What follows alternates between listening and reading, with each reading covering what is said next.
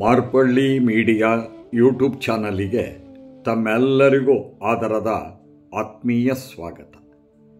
ಸ್ನೇಹಿತರೆ, ಈ ದಿನ ನಾನು ನಮ್ಮ ಮಾರ್ಪಳ್ಳಿ ಮೀಡಿಯಾ ತಂಡದೊಂದಿಗೆ ಶ್ರೀಯುತ ಕರುಣಾಕರ ಬೆಳ್ಳೆ ಮತ್ತು ಸುಮಂಗಲ ಪ್ರಭಾಕರ್ ಇವರ ಜೊತೆಗೆ ನಾನು ಪುತ್ತೂರು ತಾಲೂಕಿನ ಕೋಡಿಂಬಾಡಿಯ ಮಠದ ಬೆಟ್ಟುವಿನಲ್ಲಿರುವ ಶ್ರೀ ರಾಜರಾಜೇಶ್ವರಿ ದೇವಾಲಯಕ್ಕೆ ಬಂದಿದ್ದೇನೆ.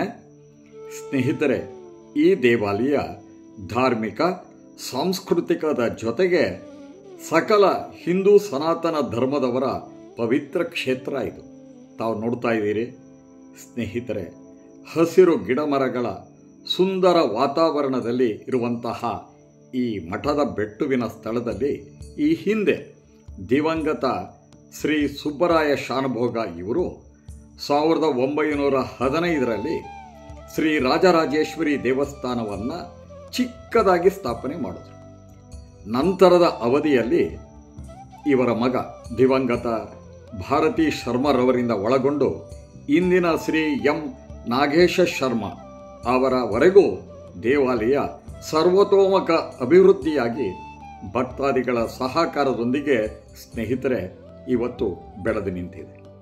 1915ರಲ್ಲಿ ಸ್ಥಾಪಿತಗೊಂಡಂಥ ಈ ದೇವಾಲಯ 2015ನೇ ಇಸವಿಯಲ್ಲಿ ಶತಮಾನೋತ್ಸವವನ್ನು ವಿಜೃಂಭಣೆಯಿಂದ ಭಕ್ತಾದಿಗಳು ಹಾಗೂ ಕೊಡುಗೈ ದಾನಿಗಳ ನೆರವಿನಿಂದ ವಿಜೃಂಭಣೆಯಾಗಿ ನಡೆದಿದೆ. ಸ್ನೇಹಿತರೆ, ಈ ಕಾಲಕ್ಕೆ ದೇವಸ್ಥಾನ ಸಂಪೂರ್ಣ ಜೀರ್ಣೋದ್ಧಾರಗೊಂಡು ಶಿಲಾಮಯ ಗರ್ಭಗೃಹ ಮತ್ತು ನಮಸ್ಕಾರ ಮಂಟಪ ಹಾಗೂ ಸುತ್ತು ಗೋಪುರದ ನಿರ್ಮಾಣದೊಂದಿಗೆ ಶೃಂಗೇರಿಯ ಉಭಯ ಜಗದ್ಗುರುಗಳ ಆಶೀರ್ವಾದದೊಂದಿಗೆ ಬ್ರಹ್ಮ ಕುಂಭಾಭಿಷೇಕ ನಡೆದು ಭಕ್ತರ ಪಾಲಿಗೆ ಇದು ಚಿರಸ್ಮರಣೀಯ ಅನಿಸಿದೆ. ಸ್ನೇಹಿತರೆ, ಅಲ್ಲದೇನೆ ಬಹಳ ವಿಶೇಷವಾಗಿ ಸ್ವತಃ 2016ರಲ್ಲಿ ಶೃಂಗೇರಿಯ ಉಭಯ ಜಗದ್ಗುರುಗಳು ಈ ಕ್ಷೇತ್ರಕ್ಕೆ ಆಗಮಿಸಿ ದೇವಾಲಯದ ಸರ್ವತೋಮುಖ ಅಭಿವೃದ್ಧಿಯು ಮತ್ತಷ್ಟು ಸಾಗಲಿ ಅಂತ ಹೇಳಿ ಆಶೀರ್ವಾದವನ್ನು ಮಾಡಿದ್ದಾರೆ. ಸ್ನೇಹಿತರೆ, ತಾವು ನೋಡ್ತಾ ಇದ್ದೀರಿ ಸುಂದರವಾದಂತಹ ಕಾರಣಿಕ ಅನಿಸ್ಕೊಂಡಿರುವಂತಹ ರಾಜರಾಜೇಶ್ವರಿಯ ದೇವಾಲಯ. ಈಗ ನಾವು ಒಳಗಡೆ ಪ್ರವೇಶವನ್ನು ಮಾಡಿದ್ದೇವೆ. ಸ್ನೇಹಿತರೆ, ಈ ದೇವಾಲಯಕ್ಕೆ ಮಾತ್ರ ಅಲ್ಲ, ನಮ್ಮ ಸ್ಥಾನಿಕ ಬ್ರಾಹ್ಮಣರ ನಡೆಸ್ತಾ ಇರುವಂತಹ ದೇವಾಲಯಗಳಿಗೆ ಶೃಂಗೇರಿ ಜಗದ್ಗುರುಗಳ ಕೃಪಾಶೀರ್ವಾದ ಅನ್ನುವಂಥದ್ದು ಬಹಳ ದೊಡ್ಡದು. ಹಾಗೆಯೇ ವಿಶೇಷವಾಗಿ ಇಲ್ಲಿಯೂ ಸಹ ಜಗದ್ಗುರುಗಳು ಆದಂತಹ ಶೃಂಗೇರಿ ಸ್ವಾಮೀಜಿಯವರು 3 ಸಲ ಇಲ್ಲಿಗೆ ಭೇಟಿ ನೀಡಿರುವಂಥದ್ದು ಈ ಕ್ಷೇತ್ರದ ವಿಶೇಷತೆಯನ್ನು ತೋರಿಸುತ್ತೆ. ಸ್ನೇಹಿತರೆ, ನಾವು ಪ್ರವೇಶ ಒಳಗಡೆ ಮಾಡ್ತಿದ್ದಂತೆ ಇಲ್ಲಿ ಗರ್ಭಗೃಹದಲ್ಲಿ ತಾಯಿ ರಾಜರಾಜೇಶ್ವರಿಯ ದಿವ್ಯವೆನಿಸಿರುವಂತಹ ಆಕರ್ಷಿತ ಸುಂದರ ವಿಗ್ರಹ ರಾರಾಜಿಸುತ್ತೆ. ಜಗನ್ಮಾತೆ ಅನಿಸಿರುವಂತಹ ರಾಜರಾಜೇಶ್ವರಿ ಚತುರ್ಭುಜಧಾರಿಯಾಗಿದ್ದು ಪಾಶ, ಅಂಕುಶ, ವರದ ಅಭಯಗಳಿಂದ ಭಕ್ತರನ್ನು ಸೆಳೆಯುವ ಸೌಮ್ಯ ವದನೆಯಾಗಿ ಇಲ್ಲಿ ಕಂಗೊಳಿಸ್ತಾ ಇದ್ದಾರೆ. ಸ್ನೇಹಿತರೆ, ನಮ್ಮ ಸನಾತನ ಧರ್ಮದಲ್ಲಿ ರಾಜರಾಜೇಶ್ವರಿ ಅಂದರೆ ಜಗಜ್ಜನನಿಗೆ ವಿಶೇಷವಾದಂಥ ಸ್ಥಾನ ಇದೆ. ದೇವಾನುದೇವತೆಗಳಿಗೆ, ತ್ರಿಮೂರ್ತಿಗಳಿಗೆ, ರಾಜಾದಿ ರಾಜರುಗಳಿಗೆ ಸಕಲರಿಗೂ ಈ ತಾಯಿಯೇ ಈಶ್ವರಿಯಾಗಿದ್ದಾಳೆ. ಈ ಜಗನ್ಮಾತೆಯನ್ನು ಸಾಧು ಸಂತರುಗಳು, ದೇವಾನುದೇವತೆಗಳು ವಿಧ ವಿಧವಾಗಿ ಸ್ತುತಿಸಿದ್ದಾರೆ. ಚಿದಾನಂದವಧೂತರು ಬರೆದಂತಹ ದೇವಿ ಮಹಾತ್ಮೆಯಲ್ಲಿ ರಾಜರಾಜೇಶ್ವರಿ ದೇವಿಯನ್ನು ತ್ರಿಮೂರ್ತಿಗಳ ಮಾತೆ ಅಂತ ಹೇಳಿ ವರ್ಣನೆ ಮಾಡಿದ್ದಾರೆ. ಸ್ನೇಹಿತರೆ, ತಾವು ನೋಡ್ತಾ ಇದ್ದೀರಿ ಶೃಂಗೇರಿ ಜಗದ್ಗುರುಗಳಾದಂತಹ ಶ್ರೀ ವಿಧುಶೇಖರ ಭಾರತಿ ಸನ್ನಿಧಾನಂಗಳವರು ಆಗಮಿಸಿ ಇಲ್ಲಿ ಪೂಜೆಯನ್ನು ಸಹ ಮಾಡಿದ್ದಾರೆ, ಆಶೀರ್ವಾದವನ್ನು ಮಾಡಿದ್ದಾರೆ. ಆ ಚಿತ್ರವನ್ನು ತಾವು ನೋಡ್ತಾ ಇದ್ದೀರಿ. ಸ್ನೇಹಿತರೆ, ಚಿದಾನಂದವಧೂತರು ಬರೆದಂತಹ ದೇವಿ ಮಹಾತ್ಮೆಯಲ್ಲಿ ಈ ರೀತಿ ನೋಡಿ ವರ್ಣನೆ ಮಾಡಿದ್ದಾರೆ. ರಾಜರಾಜೇಶ್ವರಿ ಕೇಳೈ ರಾಜಿಸಿತು ಮಹಾವಿದ್ಯ ನಾಮವು ರಾಜರಾಜೇಶ್ವರಿಯೇತ ನಿಜ ಬ್ರಹ್ಮ ನಿಜ ವಸ್ತು. ರಾಜ ಸರ್ವಕ್ಕೆ ಸರ್ವಲೋಕಕ್ಕೆ ರಾಜ ಹರಿರುದ್ರಾದಿಗಳಿಗೆಯೂ ರಾಜವೆನಿಸಿತು ರಾಜ ರಾಜೇಶ್ವರಿಯ ನಾಮೆಂದ ಎನ್ನಲಾಗಿದೆ. ಸ್ನೇಹಿತರೆ, ಅಂತಹ ತಾಯಿಯ ದಿವ್ಯ ಮೂರ್ತಿಯನ್ನು ತಾವು ನೋಡ್ತಾ ಇದ್ದೀರಿ.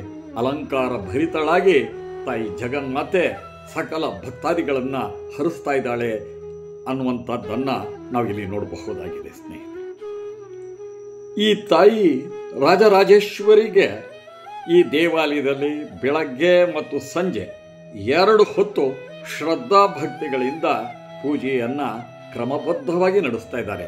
ಸ್ನೇಹಿತರೆ ನೋಡಿ, ಆ ಗರ್ಭಗುಡಿಯ ಸುಂದರವಾದಂತಹ ಚಿತ್ರವನ್ನು, ದೃಶ್ಯವನ್ನು ನಾನು ನಿಮಗೆ ತೋರಿಸ್ತಾ ಇದ್ದೇನೆ.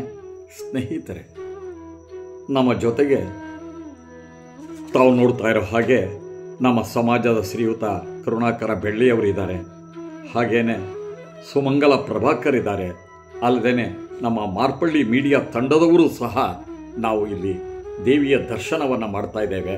ಹೋದಾಗ ನೋಡಿ, ಅಲ್ಲಿ ಅರ್ಚಕರಾದಂತಹ ಎಂ ನಾಗೇಶ ಶರ್ಮರವರು ತಾಯಿಗೆ ಮಂಗಳಾರತಿಯನ್ನು ಮಾಡ್ತಾ ಇದ್ದಾರೆ. ಆ ದಿವ್ಯ ದರ್ಶನವನ್ನು ನಾನು ನಿಮಗೆ ತೋರಿಸ್ತಾ ಇದ್ದೇನೆ. ಸರ್ವ ಮಂಗಳ ಮಾಂಗಲ್ಯೆ ಶಿವೇ ಸರ್ವಾರ್ಥ ಸಾಧಿಕೆ ಶರಣ್ಯೇ ತ್ರ್ಯಂಬಕೆ ದೇವಿ ನಾರಾಯಣೀ ನಮೋಸ್ತುತೆ. ಸ್ನೇಹಿತರೆ, ಇಲ್ಲಿ ಪ್ರತಿ ಹುಣ್ಣಿಮೆಯಲ್ಲಿ ನಿಯಮಬದ್ಧವಾಗಿ ರಂಗಪೂಜೆಯನ್ನು, ಸೇವೆಯನ್ನು ಭಕ್ತಾದಿಗಳ ಸಹಾಯದಿಂದ ನಡೆಸ್ತಾ ಇದ್ದಾರೆ. ಅಲ್ಲದೇನೆ ಮಾರ್ಚ್ ತಿಂಗಳು ಹೋಳಿ ಹುಣ್ಣಿಮೆಯಂದು ಇಲ್ಲಿ ವಾರ್ಷಿಕ ದೇವರ ಉತ್ಸವ ವಿಜೃಂಭಣೆಯಿಂದ ನಡೆಯುತ್ತೆ. ಅದರಲ್ಲೂ ಈ ನವರಾತ್ರಿ ಇದೆಯಲ್ಲ, ಆಗ 9 ದಿನ ಹಾಗೂ ವಿಜಯದಶಮಿ ಸೇರಿ ರಾಜ ರಾಜೇಶ್ವರಿಗೆ ಪ್ರತಿದಿನವೂ ಒಂದೊಂದು ಅಲಂಕಾರ. ಅದನ್ನು ಮಾಡೋದನ್ನು ನಾವು ನೋಡೋದಕ್ಕೆ 2 ಕಣ್ಣುಗಳೇ ಸಾಲದು, ಅಷ್ಟು ಚೆನ್ನಾಗಿ ಈ ತಾಯಿಗೆ ಅಲಂಕಾರ ನಡೆಯುತ್ತೆ. ರಾತ್ರಿ ಭಜನಾ ಕಾರ್ಯಕ್ರಮ, ಸಾಂಸ್ಕೃತಿಕ ಕಾರ್ಯಕ್ರಮ ಇರುತ್ತೆ, ಜೊತೆಗೆ ಅನ್ನದಾನದ ವ್ಯವಸ್ಥೆಯೂ ಇರುತ್ತೆ. ಇಂತಹ ಧಾರ್ಮಿಕ ಕಾರ್ಯಕ್ರಮದಲ್ಲಿ ನಾನಾ ಕಡೆಯಿಂದ ಭಕ್ತಾದಿಗಳು ಭಾಗವಹಿಸಿ ರಾಜರಾಜೇಶ್ವರಿಯ ಕೃಪೆಗೆ ಪಾತ್ರರಾಗ್ತಾರೆ. ಸ್ನೇಹಿತರೆ, ನಮಗೆ ಅಲ್ಲಿಗೆ ಹೋದಾಗ ಆಶೀರ್ವಾದವನ್ನು ಮುಖ್ಯ ಅರ್ಚಕರಾದಂತಹ ಎಂ ನಾಗೇಶ ಶರ್ಮರವರು ಮಾಡಿದ್ದಾರೆ. ಅವರಿಗೆ ಇಲ್ಲಿ ನಾನು ಧನ್ಯವಾದವನ್ನು ಸಲ್ಲಿಸ್ತಾ ಇದ್ದೇನೆ. ಸ್ನೇಹಿತರೆ, ಈ ದೇವಾಲಯದ ಒಳಾಂಗಣದ ದೃಶ್ಯವನ್ನು ನಾನು ನಿಮಗೆ ತೋರಿಸ್ತಾ ಇದ್ದೇನೆ. ಎಷ್ಟು ಸುಂದರವಾಗಿದೆ, ಹಾಗೇನೆ ಪ್ರಶಾಂತವಾಗಿದೆ ಅಂತಂದರೆ ನಾವು ಆ ದಿವ್ಯ ಸಾನ್ನಿಧ್ಯಕ್ಕೆ ಹೋದಾಗಲೇ ನಮಗೆ ಗೊತ್ತಾಗುತ್ತೆ. ಸ್ನೇಹಿತರೆ, ಒಂದು ಸುತ್ತು ಬರ್ತಾ ಇದ್ದೇವೆ. ಈಗ ದೇವಾಲಯವನ್ನು ಪ್ರದಕ್ಷಿಣೆ ಮಾಡ್ತಾ ಇದ್ದೇವೆ. ಈ ಸುತ್ತು ಪೌಳಿ, ಈ ಕೊನೆಯಲ್ಲಿ ನೋಡಿ, ಈಗ ನಿಮಗೆ ಬಹಳ ಸುಂದರವಾದಂತಹ ಗಣಪತಿಯ ಗುಡಿ ಮತ್ತು ತಂದೆ ಈಶ್ವರನ ಗುಡಿಯನ್ನು ನಾನು ನಿಮಗೆ ತೋರಿಸ್ತೇನೆ. ಯಾಕೆಂದರೆ ಎಲ್ಲಿ ತಾಯಿ ಜಗನ್ಮಾತೆ ಇರ್ತಾಳೆ ಅಲ್ಲಿ ಗಣಪತಿ ಇರುವಂತಹದ್ದು ಬಹಳ ಅರ್ಥಪೂರ್ಣ. ಯಾಕೆಂದರೆ ಜಗಜ್ಜನನಿಗೆ ಅತ್ಯಂತ ಪ್ರೀತಿ ಪಾತ್ರನಾದವನು ಈ ಮಹಾಗಣಪತಿ. ಹಾಗಾಗಿ ಸಾಮಾನ್ಯವಾಗಿ ನಾವು ಯಾವುದೇ ದೇವಿ ದೇವಸ್ಥಾನಕ್ಕೆ ಹೋದರೆ ಅಲ್ಲಿ ಗಣಪತಿಯ ಮೂರ್ತಿ ಇರೋದು ಅಷ್ಟೇ ಮಹತ್ವಪೂರ್ಣ ಅನಿಸ್ಕೊಂಡಿದೆ. ಸ್ನೇಹಿತರೆ, ಈಗ ನೋಡಿ ನಿಮಗೆ ತೋರಿಸ್ತಾ ಇದ್ದೇನೆ ಮಹಾಗಣಪತಿಯ ಪುಟ್ಟ ಗುಡಿ. ಸುಂದರವಾದಂತಹ ಗಣಪತಿಯ ವಿಗ್ರಹ ನಮ್ಮನ್ನು ಆಕರ್ಷಿಸುತ್ತೆ. ತಾವು ನೋಡ್ತಾ ಇದ್ದೀರಿ ನೋಡಿ, ಗಣಪತಿಯ ಸುಂದರವಾದ ಮೂರ್ತಿ. ಗಜಾನನಂ ಭೂತ ಗಣಾದಿ ಸೇವಿತಂ ಕಪಿತ್ತ ಜಂಬೂಫಲ ಸಾರಭಕ್ಷಿತಂ ಉಮಾಸುತಂ ಶೋಕ ವಿನಾಶ ಕಾರಣಂ ನಮಾಮಿ ವಿಘ್ನೇಶ್ವರ ಪಾದ ಪಂಕಜ. ಅಂತಹ ಮಹಾಗಣಪತಿಯ ದಿವ್ಯ ಸಾನ್ನಿಧ್ಯ ಇಲ್ಲಿ ಇದೆ. ಸ್ನೇಹಿತರೆ, ತಾವು ನೋಡಿದ್ದೀರಿ, ಆ ಮಹಾಗಣಪತಿಯ ಆಶೀರ್ವಾದವನ್ನು ಪಡೆದು ನಾವು ಪಕ್ಕದಲ್ಲಿ ಅವನ ತಂದೆ ಈಶ್ವರ, ಆತನ ಗುಡಿ ನೋಡಿ. ಹೇಗೆ ನಾನು ಮೊದಲು ಹೇಳಿದ್ನಲ್ಲ, ರಾಜರಾಜೇಶ್ವರಿ ಪಕ್ಕದಲ್ಲಿ, ಅದರ ಹಿಂದುಗಡೆ ಇರುವಂಥದ್ದು ಮಹಾಗಣಪತಿ, ಪಕ್ಕದಲ್ಲಿ ಈಶ್ವರ ಶಿವ. ಶಿವ ಅಂದ್ರೇ ಸಾಕು ಮಂಗಳಕಾರಿ. ಸಂತೋಷಗೊಂಡ್ರೆ ಮಂಗಳಕಾರಿ, ರುದ್ರನಾದರೆ ರುದ್ರೇಶ. ನೋಡಿ, ಅವನ ಸಾನ್ನಿಧ್ಯವನ್ನು ನಾನು ನಿಮಗೆ ಇಲ್ಲಿ ತೋರಿಸ್ತಾ ಇದ್ದೇನೆ ಸ್ನೇಹಿತರೆ. ಎಷ್ಟು ದಿವ್ಯವಾದಂತಹ ಇದು ಸಾನ್ನಿಧ್ಯವನ್ನು ಪಡೆದಿದೆ ಅನ್ನುವಂಥದ್ದು. ಹಾಗೇನೆ ನೋಡಿ, ಅಲ್ಲಿರುವಂತಹ ಆ ದೇವರುಗಳಿಗೆ ಬಳಸುವಂತಹ ಪಾತ್ರೆಗಳು ಎಷ್ಟು ಚೆನ್ನಾಗಿದೆ ನೋಡಿ. ಯಾವತ್ತೂ ಅಷ್ಟೇನೆ ಸ್ನೇಹಿತರೆ, ಒಂದು ದೇವಾಲಯಕ್ಕೆ ನಾವು ಹೋದಾಗ ಅಲ್ಲಿರುವಂತಹ ಸ್ವಚ್ಛತೆ, ಪರಿಶುದ್ಧತೆ ನಮ್ಮನ್ನು ಹೆಚ್ಚು ಆಕರ್ಷಣೆಯನ್ನು ಉಂಟು ಮಾಡುತ್ತೆ ಸ್ನೇಹಿತರೆ. ಹಾಗೇನೆ ಸ್ನೇಹಿತರೆ, ಈ ದೇವಾಲಯದಲ್ಲಿ ಶ್ರೀ ರಾಜರಾಜೇಶ್ವರಿಯ ಸೇವೆಯನ್ನು ಸೂಚಿಸೋದಕ್ಕೆ ಅನೇಕ ರೀತಿಯ ಸೇವೆಗಳಿಗೆ ಇಲ್ಲಿ ಅವಕಾಶ ಇದೆ. ಕುಂಕುಮಾರ್ಚನೆ ಇರಬಹುದು, ಚಂಡಿಕಾ ಯಾಗ ಇರಬಹುದು, ಸಪ್ತಶತಿ ಪಾರಾಯಣ ಇರಬಹುದು, ರಂಗಪೂಜೆ ಇರಬಹುದು. ಅಲ್ಲದೇನೆ ಈ ದೇವಾಲಯದಲ್ಲಿ ಸಂಧಿ ಶಾಂತಿ ಹೋಮಗಳನ್ನು ಮಾಡಿಸೋದಕ್ಕೂ ಸಹ ವ್ಯವಸ್ಥೆಯನ್ನು ಇಲ್ಲಿ ಕಲ್ಪಿಸಿದ್ದಾರೆ ಸ್ನೇಹಿತರೆ, ನಾನು ಮೊದಲೇ ಹೇಳಿದ ಹಾಗೆ 1915ನೇ ಇಸವಿಯಲ್ಲಿ ಚಿಕ್ಕದಾಗಿ ಪ್ರಾರಂಭಗೊಂಡಂಥ ಈ ದೇವಸ್ಥಾನ ಇವತ್ತು ಭವ್ಯವಾಗಿ ಎಲ್ಲ ಸಕಲ ಸೌಲಭ್ಯವನ್ನು ಇಲ್ಲಿ ಇರುವಂಥದ್ದು. ಹಾಗೇನೆ ನೋಡಿ, ನಾವು ಸಾಮಾನ್ಯವಾಗಿ ಸೌತ್ ಕೇಂದ್ರದಲ್ಲಿ ಯಾವುದೇ ದೇವಸ್ಥಾನಗಳಿಗೆ ಹೋದಾಗ ಅಲ್ಲಿರುವಂಥ ತುಳಸಿ ಕಟ್ಟೆಗೂ ಅಷ್ಟೇ ಮಹತ್ವ ಇದೆ. ಬೃಂದಾವನ, ಹಾಗೇನೆ ಬಾವಿ, ಆ ಬಾವಿಯಿಂದ ನೀರನ್ನು ದೇವರಿಗೆ ಅಭಿಷೇಕ ಮಾಡುವಂಥದ್ದು ಎಲ್ಲ ನೋಡೋದಕ್ಕೆ ಒಂದು ಕಾರ್ಣಿಕ ಸ್ಥಳ ಅನ್ನೋದನ್ನು ಇದು ಒತ್ತಿ ಹೇಳ್ತಾ ಇದೆ.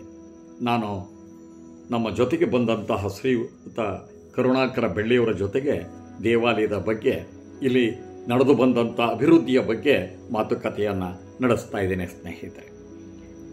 ಸ್ನೇಹಿತರೆ. ಇನ್ನೂ ಇಲ್ಲಿ ವಿಶೇಷ ಅಂದರೆ, ನಾವು ಹೊರಗಡೆ ದೇವಸ್ಥಾನಕ್ಕೆ ಎಂಟರ್ ಆಗಬೇಕಾದ್ರೆ ಹೊರಗಡೆ ಗೋಡೆಯಲ್ಲಿ ಭವ್ಯವಾದಂಥ ಚಿತ್ರಗಳ ಪೇಂಟಿಂಗ್, ವಿಷ್ಣು ಇರಬಹುದು, ಶಿವನ ಚಿತ್ರ ಇರಬಹುದು, ಗಣಪತಿಯ ಚಿತ್ರ ಇರಬಹುದು, ಅಥವಾ ಶಂಕರಾಚಾರ್ಯರ ಚಿತ್ರ ಇರಬಹುದು. ಹೀಗೆ ನಾವು ಒಳಗಡೆ ಪ್ರವೇಶ ಮಾಡಿದಾಗಲೇ ನಮಗೆ ಅತ್ಯಂತ ಆನಂದವನ್ನು ಕೊಡುವಂಥದ್ದು ಸ್ನೇಹಿತರೆ. ಅಲ್ಲದೇನೆ ಇಲ್ಲಿನ ಇನ್ನೊಂದು ವಿಶೇಷ ಅಂತಂದರೆ, 2022ರಲ್ಲಿ ಈಗ ಒಂದು ಉತ್ತರ ಭಾಗದಲ್ಲಿ 15 ಲಕ್ಷ ರೂಪಾಯಿಯ ವೆಚ್ಚದಲ್ಲಿ ಭೋಜನ ಶಾಲೆಯನ್ನು ನಿರ್ಮಾಣ ಮಾಡಿದ್ದಾರೆ. ಹಾಗೆ 2023ರಲ್ಲಿ ದಕ್ಷಿಣ ಭಾಗದ ಅಂಗಣಕ್ಕೆ ಸುಮಾರು 5 ಲಕ್ಷ ರೂಪಾಯಿಯ ವೆಚ್ಚದಲ್ಲಿ ಶಾಶ್ವತ ಮೇಲ್ಛಾವಣಿಯನ್ನು ನಿರ್ಮಾಣ ಮಾಡಿದ್ದಾರೆ. ಅಲ್ಲದೆ ಬರುವಂಥ ಭಕ್ತಾದಿಗಳ ಅನುಕೂಲಕ್ಕಾಗಿ ಈ ಕ್ಷೇತ್ರದಲ್ಲಿ ನೂತನ ಪಾಕಶಾಲೆ, ಅತಿಥಿ ಗೃಹ, ಹಾಗೇನೆ ಪಶ್ಚಿಮ ಭಾಗದ ಅಂಗಣಕ್ಕೆ ಶಾಶ್ವತವಾದಂತಹ ಮೇಲ್ಛಾವಣಿ ಮತ್ತು ದಕ್ಷಿಣ ಭಾಗದ ಅಂಗಣಕ್ಕೆ ಗ್ರಾನೈಟ್ ಅಳವಡಿಸಿದ್ದಾರೆ. ಇಲ್ಲೇನು ವಿಶೇಷ ಅಂತಂದರೆ, ಈ ದೇವಾಲಯಕ್ಕೆ ನಾವು ಎಂಟ್ರಾದಾಗಲೇ ಎಡಭಾಗದಲ್ಲೇ ಶ್ರೀ ಭಾರತೀ ತೀರ್ಥ ಸಭಾಭವನ ಇದೆ. ಇದನ್ನು ಶೃಂಗೇರಿ ಜಗದ್ಗುರು ಶ್ರೀ ಶ್ರೀ ವಿಧುಶೇಖರ ಭಾರತಿ ಸ್ವಾಮಿಗಳು ಆಗಮಿಸಿ ಲೋಕಾರ್ಪಣೆ ಮಾಡಿದ್ದಾರೆ. ತಾವು ನೋಡ್ತಾ ಇದ್ದೀರಲ್ಲ, ಇದು ಭೋಜನ ಶಾಲೆ ಎಷ್ಟು ಸ್ವಚ್ಛತೆಯಿಂದ ಇದೆ ನೋಡಿ. ನಾವೇನು ಇವರಿಗೆ ಹೇಳಿ ಹೋಗಿರೋದಿಲ್ಲ. ನಾವು ಅನಿರೀಕ್ಷಿತವಾಗಿ ದೇವಾಲಯಕ್ಕೆ ಭೇಟಿ ನೀಡಿದಾಗಲೂ ಅಲ್ಲಿನ ಸ್ವಚ್ಛತೆ ಅನ್ನುವಂಥದ್ದು ಎಂಥವರ ಮನಸ್ಸನ್ನಾದರೂ ಗೆಲ್ಲುವಂಥದ್ದು. ಯಾವತ್ತೂ ಅಷ್ಟೇ, ಎಲ್ಲಿ ಶುದ್ಧತೆ ಇರುತ್ತೆ, ನಿರ್ಮಲತೆ ಇರುತ್ತೆ, ಅದು ದೇವರ ವಾಸಸ್ಥಾನಕ್ಕೂ ಯೋಗ್ಯ. ಹಾಗೆ ಬಂದಂಥ ಭಕ್ತಾದಿಗಳ ಮನಸ್ಸಿಗೂ ಸಹ ಶಾಂತಿ, ನೆಮ್ಮದಿಯನ್ನು ನೀಡುವಂಥದ್ದು. ಅಲ್ಲದೆ ನೋಡಿ, ಅಲ್ಲಿನ ಪ್ರಕೃತಿ ಸೌಂದರ್ಯವೂ ಹಾಗೆ. ಈ ಮಠದ ಬೆಟ್ಟು ಇದೆಯಲ್ಲ, ಪ್ರಕೃತಿಯ ಸೌಂದರ್ಯದಿಂದ ಕೂಡಿರುವಂತಹ ಸ್ಥಳ. ಹಾಗಾಗಿ ಈ ಸ್ಥಳಕ್ಕೆ ನಾವು ಬಂದಾಗ ನಮ್ಮ ಮನಸ್ಸು ಸಹ ಪರಿಶುದ್ಧತೆಯನ್ನು ಮತ್ತು ನೆಮ್ಮದಿಯನ್ನು ಇಲ್ಲಿ ಪಡ್ಕೊಳ್ತೇವೆ ನಾವು ಸ್ನೇಹಿತರೆ. ನೋಡಿ, ಇಲ್ಲಿನ ಮತ್ತೊಂದು ವಿಶೇಷವನ್ನು ನಾನು ಹೇಳಲೇಬೇಕಾಗತ್ತೆ. ಅದನ್ನು ಪುರೋಹಿತರು ಅವರ ಮಾತನಲ್ಲೂ ಹೇಳ್ತಾರೆ. ಇಲ್ಲಿನ ಸೇವಾ ಕಾರ್ಯ ಅಂದರೆ, ಈ ದೇವಾಲಯದ ಪಕ್ಕದಲ್ಲಿರುವಂತಹ ಪ್ರತ್ಯೇಕ ಕಟ್ಟಡದಲ್ಲಿ ಅಪರ ಕ್ರಿಯೆಗೆ ಅವಕಾಶವನ್ನು ಮಾಡಿದ್ದಾರೆ. ಕೊರೋನಾ ಕಾಲದಲ್ಲಿ ಮೃತರಾದಂತಹ ವ್ಯಕ್ತಿಗಳ ಹಿರಿಯರ ಅಪರ ಕ್ರಿಯೆಗೆ ಸುತ್ತಮುತ್ತಲಿನ ಜನರಿಗೆ ತೊಂದರೆಯಾದಾಗ ಭಕ್ತಾದಿಗಳು ಈ ದೇವಾಲಯದ ಅರ್ಚಕರನ್ನ ಕೋರ್ಕೊಂಡಾಗ ಮೊದಲು ಅವರು ತಮ್ಮ ಮನೆಯಲ್ಲಿ ಅಪರ ಕ್ರಿಯೆಯ ಕಾರ್ಯವನ್ನು ಮಾಡ್ತಾ ಇದ್ರು.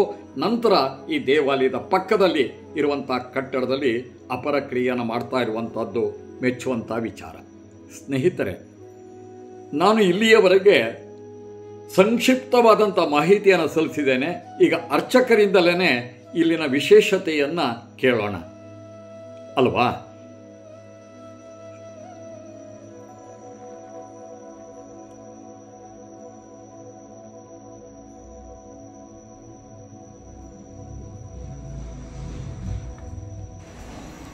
ನಮಸ್ಕಾರ. ಇವತ್ತು ನಾನು ಸ್ನೇಹಿತರೆ ಪುತ್ತೂರಿನ ಮಠದ ಬೆಟ್ಟು ಶ್ರೀ ರಾಜರಾಜೇಶ್ವರಿ ದೇವಾಲಯಕ್ಕೆ ಬಂದಿದ್ದೇನೆ. ಇಲ್ಲಿನ ಮುಖ್ಯ ಅರ್ಚಕರಾದಂಥ ಎಂ ನಾಗೇಶ ಶರ್ಮಾ ಅವ್ರನ್ನ ಈ ದೇವಾಲಯದ ಬಗ್ಗೆ ಮಾಹಿತಿಯನ್ನು ಕೇಳ್ತಾ ಇದ್ದೇನೆ. ನಮಸ್ಕಾರ ನಾಗೇಶ್ ಶರ್ಮಾ ಅವರವರೇ. ಈ ದೇವಾಲಯದ ಬಗ್ಗೆ ಯಾವಾಗ ಪ್ರಾರಂಭ ಆಯಿತು, ಇಲ್ಲಿನ ವಿಶೇಷ ಕಾರ್ಯಕ್ರಮಗಳು ಏನೇ ನಡೆಯುತ್ತೆ ಅನ್ನೋದನ್ನು ನಮ್ಮ ಆತ್ಮೀಯರಿಗೆ ಮತ್ತು ನಮ್ಮ ಪ್ರೇಕ್ಷಕರಿಗೆ ನೋಡುವಂಥವರಿಗೆ ತಾವು ಹೇಳಬೇಕು ಅಂತ ಹೇಳಿ ಕೇಳ್ಕೊಳ್ತೀವಿ. ಅರ್ಚಕರೇ, ಈ ದೇವಾಲಯದ ಜೀರ್ಣೋದ್ಧಾರ ಯಾವಾಗಾಯಿತು? 2013ನೇ ಇಸ್ವಿಗೆ ನಾವು ಜೀರ್ಣೋದ್ಧಾರ ಕೆಲಸ ಪ್ರಾರಂಭ ಮಾಡಿದೆವು. ಆನಂತರ ಮುಕ್ತಾಯಗೊಳಿಸಿದ್ದು 2016ರಲ್ಲಿ ಫೆಬ್ರವರಿಯಲ್ಲಿ ಬ್ರಹ್ಮಕಲಶೋತ್ಸವ ಸಂಪೂರ್ಣ ಮಾಡಿ ಬ್ರಹ್ಮಕಲಶೋತ್ಸವ ಸಮಾರಂಭವನ್ನು ನಡೆಸಿದೆವು ಗುರುಗಳ ಅನುಗ್ರಹದಿಂದ. ಅದೇ ರೀತಿಯಿಂದ ಏಪ್ರಿಲಲ್ಲಿ ಗುರುಗಳು ಶೃಂಗೇರಿ ಜಗದ್ಗುರುಗಳು ಉಭಯ ಇಬ್ಬರು ಗುರುಗಳು ಇಲ್ಲಿ ಪಾದಾರ್ಪಣೆ ಮಾಡಿ ನಮ್ಮನ್ನು ಆಶೀರ್ವಾದಿಸಿದರು. ದೇವಾಲಯದ ವಿಶೇಷ ಅಂತಂದರೆ ಶೃಂಗೇರಿಯ ಇಬ್ಬರು ಜಗದ್ಗುರುಗಳು ಇಲ್ಲಿಗೆ ಭೇಟಿ ನೀಡಿ ಅವರ ಪಾದಸ್ಪರ್ಶವಾಗಿರುವಂತಹ ಪುಣ್ಯ ಸ್ಥಳವಾಗಿದೆ. 3ನೇ ಸಲ ಪಾದಸ್ಪರ್ಶ ಆಗಿದೆ. ಬಹಳ ಸಂತೋಷದ ವಿಷಯ. ಮತ್ತು ಇಲ್ಲಿನ ಸಾಂಸ್ಕೃತಿಕ ಕಾರ್ಯಕ್ರಮಗಳನ್ನು ನಾವು ನವರಾತ್ರಿ 10 ದಿವಸದಲ್ಲಿ ವಿಶೇಷವಾಗಿ ದೇವಿಯ ನವರಾತ್ರಿ ಉತ್ಸವ ನಡೆಯುತ್ತೆ. ಅವಾಗ ದೇವಿಯ ಅಲಂಕಾರಗಳು, ಮಧ್ಯಾಹ್ನ ರಾತ್ರಿ ಅನ್ನದಾನ. ಆ ದಿವಸ ರಾತ್ರಿಗೆ ನಾವು ಸಾಂಸ್ಕೃತಿಕ ಕಾರ್ಯಕ್ರಮ, ಭಜನಾ ಸೇವಾ ಕಾರ್ಯಕ್ರಮ ಇತ್ಯಾದಿಗಳೆಲ್ಲ ಎಲ್ಲ ಊರ ಹಾಗೂ ಪರ ಊರ ಭಕ್ತರು ಎಲ್ಲ ಒಟ್ಟು ಸೇರಿ ದೇವಿಯ ಸನ್ನಿಧಿಯಲ್ಲಿ ನಡೆಸ್ತಾ ಬರ್ತಾ ಇದ್ದೀವಿ. ಯಾವುದೇ ನಮ್ಮ ಹಿಂದೂ ಸಮಾಜದಲ್ಲಿ ತಾರತಮ್ಯ ಎಲ್ಲರಿಗೂ ಅವಕಾಶ ಎಲ್ಲರಿಗೂ ಅವಕಾಶ ಇರ್ತದೆ. ತಾಯಿಯ ಸಾನ್ನಿಧ್ಯದಲ್ಲಿ ಎಲ್ಲರೂ ಸಮಾನ ಅನ್ನುವಂಥದ್ದು. ಹೌದು. ಮತ್ತು ವಾರ್ಷಿಕ ದೇವರ ಉತ್ಸವ ಅಂದರೆ ಅದು ಮಾರ್ಚಿಯಲ್ಲಿ ಹೋಳಿ ಹುಣ್ಣಿಮೆ ದಿವಸ ಬರ್ತದೆ. ಒಂದು ದಿವಸದ ಕಾರ್ಯಕ್ರಮ ಉತ್ಸವ ಅಂತ ಮಾಡ್ತೇವೆ. ಅವತ್ತೇನೋ ರಥೋತ್ಸವ ಅಂತ ಇಲ್ಲ, ರಥ ಇಲ್ಲ.